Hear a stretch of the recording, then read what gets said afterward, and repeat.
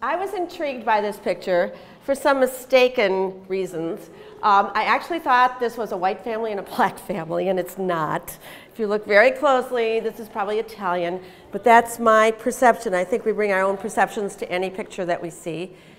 But the feeling that I got out of this and brought me back to an experience that I had is the gulf between these men. Here they are at a tavern. I always expect a lot of conversation.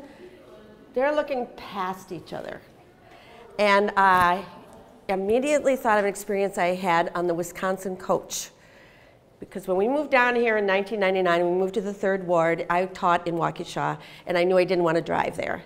So the Wisconsin coach goes from Wisconsin and Water all the way to Waukesha, and I would take that every day. And I experienced probably the most diverse group of people I've ever had. We weren't a lot of people. They changed over time. But I saw so many people and heard so many stories just on that bus. But this one experience I had was a young black woman.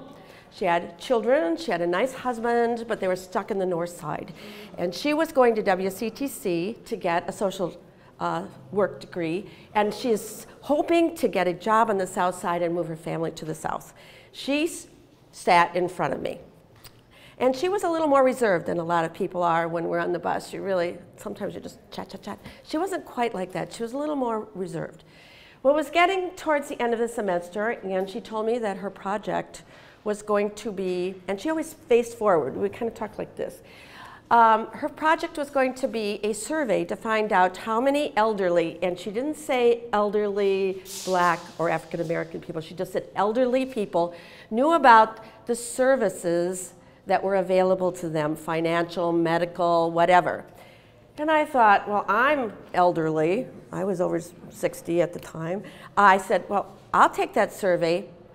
And she turned around and she looked at me and she said, I'm not interested in what you think or what you know. And I realized that, of course, the survey isn't for somebody who has a job, who's well off, who's living in the 3rd Ward. Obviously, shouldn't even have said, but it's the idea that we don't really know sometimes, and we evade other people's spaces, and when we really don't understand their culture and their problems. So we were very quiet for the next couple rides, and then things started to loosen up a little. And the nice part about the story is that it was close to Christmas. Her little boy wanted a marionette, and she didn't know where to get a marionette.